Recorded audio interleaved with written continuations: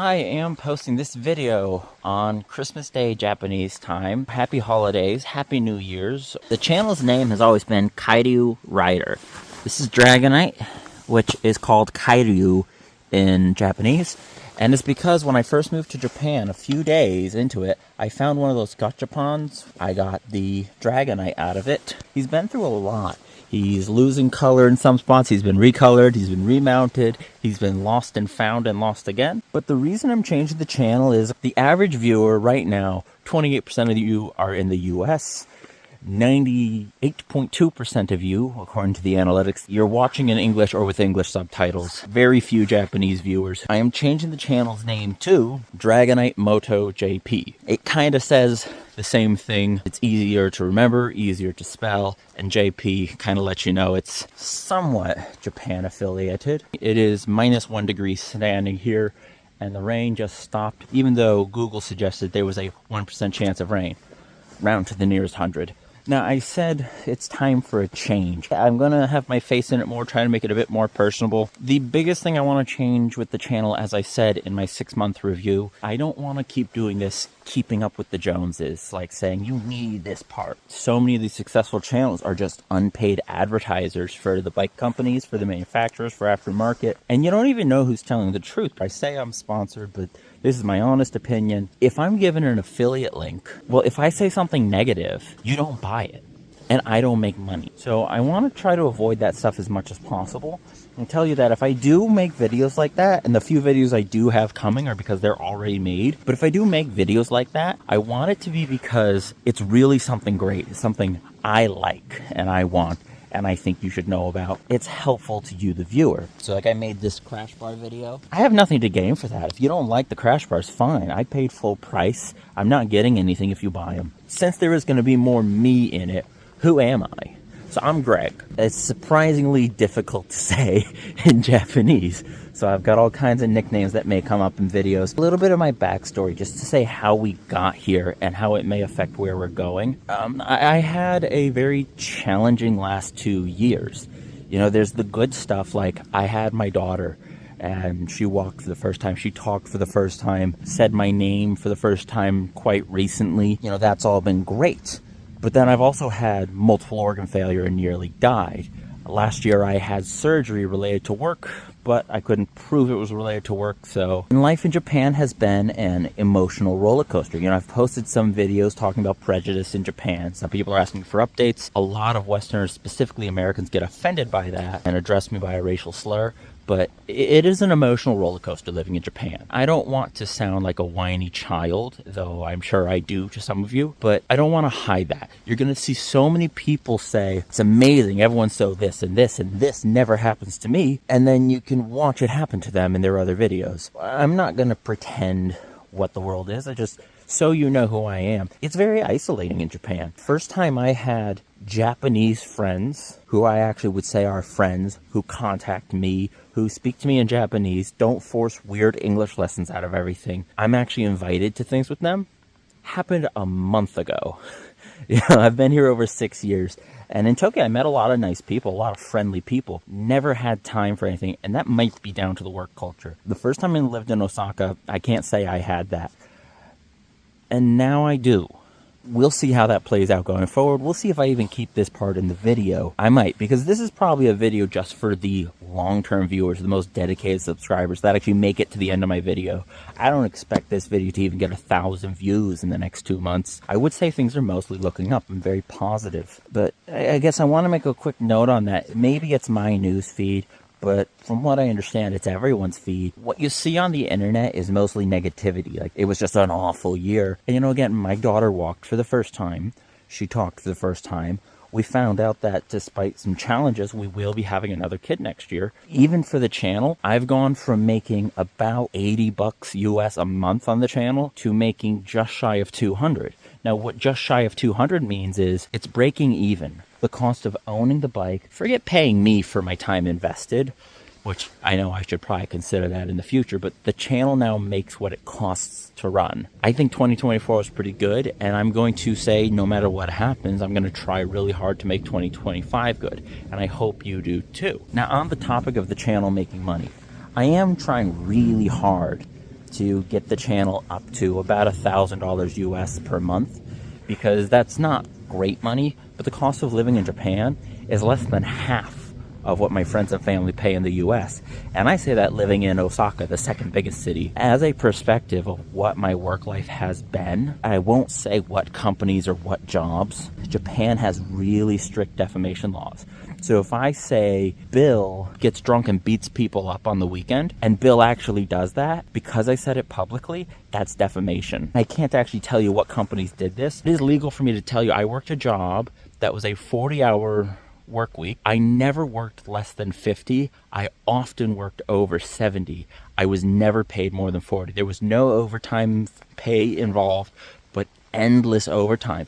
And if I got my work done on time, I'm done an hour before closing. At closing, I stay and find something to do. I clean the floor, then I clean the floor, then I clean the floor, because someone else is still working. And that someone else working may not be working. They may just be looking working, so the image of the company looks good, which is really common in Japan. It's becoming less common, but it is a thing. The other job I had after that, it was the same pay. It was 40-hour work weeks, and it was actually 40-hour work weeks beyond the insane commute to get across Tokyo in rush hour. The full-time pay I got in US dollars after tax was less than $1,500 a month. And that was enough to survive, but it's not good money. When I quit that last job, I gave them 2 months notice. I stayed an extra 4 days because they were having trouble, because 2 guys retired at the same time. They were already understaffed. And I said, I can give you a few more days if it helps. They said, yes, that'd be great. So I worked 23 of my 20 days that month, and I got paid $110 for the month because of fees and back taxes. And they taxed me in a very strange way. They charged me fees for quitting, and it wasn't legal what they did, but it wasn't illegal. That's kind of like how when I had my daughter, men started getting 6-month parent leave. However, you get the parent leave unless the company has a policy saying we don't give it. So the company can just choose to not to. So the law meant nothing. The law's changed since then. Now the law's actually binding. If you've been at a job for a year or more, they have to give you 60% pay for 6 months to stay home, or they have to give you a balance over the year. You can take a few months at a time. But I won't be at a job for a year because my kid's coming in about 5 to 6 months. So if YouTube works out, that's great. But if not, going back to jobs that I work 60 hours to get my 40 hours of pay, I barely get by, I can't afford to keep the bike and the kids. I like the kids more than the bike. That's been my work history in Japan. And people will be saying, why do you stay there? Why is it worth it? Well, when I had that surgery, my 3-day inpatient surgery cost me $107. That's it, out of pocket, which was a tax write-off. You get desensitized because the crime I see in Osaka has the highest crime rate in the country. And the crime you see where it's like, I can't believe someone just littered. They dropped their cigarette on the ground. And that's mind-blowing if you've lived anywhere else in the country. But then if I go back to New York City, it's like, did that dude just take a dump on the sidewalk? And you just don't think about it because it's New York. And if anyone from New York is getting offended, they're lying to you. I've seen that more than once, many times. And New York is not a high crime rate for the U.S. average. It's actually not that high compared to Europe. A lot of crime goes unreported, but it's like kind of like gang crime. If you're not involved with the Yakuza consensually, you're not going to have an issue. As a foreigner, they don't want to be involved with me. Right now, I'm posting 2 videos a week until I catch up with the stuff I've already got. But if I do 1 video a week, it takes me about 20 hours between filming, editing, posting, algorithm, comments. So if I'm going to do 60 hours at work, 20 hours at YouTube, and be a father, like my kids are babies now. They need me now. It's not like when they're 10, they'll be like, finally, this man I've never met can come and be called father. We've got till April-ish. If it's looking good, great. If not, guess thank you for your time, and we'll see. But on the topic of trying, a couple things that I've changed. I made a Amazon affiliates page. So in all of my videos, if you're in Japan, links are to my Amazon affiliates page. You pay the same whether or not you use those links, but I get a small kickback. So it's an easy way to help the channel. If you like what I'm using, like what I've done, I may make a US Amazon's affiliate page because I still have a US bank account, and the highest rate of people who are investing are in the US. If you want to help there. The other thing is, I have a Patreon, which is linked in the description of this video. That Patreon is called by the new channel name Dragonite Moto JP. For $5 a month, you get every video as an unlisted link that you can see through Patreon's link as soon as I post it. If you want to wait, you'll still get it the natural way. Pretty much all of them go up eventually, except for the silly, stupid ones that are like, oh, this is not worth the time. But you could still get the silly, stupid ones if you want. If you want to see the channel grow, if you want to see things be okay, for me and my family, if you're really into this, but you don't have to. If you don't think it's worth it, don't. Looking at 2025, I don't want to do reviews. I haven't done too many test ride reviews. They're very good for the channel. They make the channel grow fast because who's looking for Greg in Japan? Almost no one. Who's looking for the new 2025 Suzuki DRZ4S? Half the internet. People that don't want it just want to know, is it better, worse, heavy, whatever. If I do test rides, because I am doing a lot more dirt riding, and in Kansai, despite what some commenters will say, there's megalithic off-roading. Finding something like this is actually really tough in Japan. What you find is there is no dirt, or you're down in Kansai, and it is real, like, single-track, rock-crawling, tough stuff, where my friend on the CRF 250L, or on an older DRZ 400, they get to the top of the trail and like, how's it going, Greg? I'm good. I'm great. Because I'm just, like, keeping up this heavy bike. I'm getting better. I will test ride 2 bikes if I get the chance.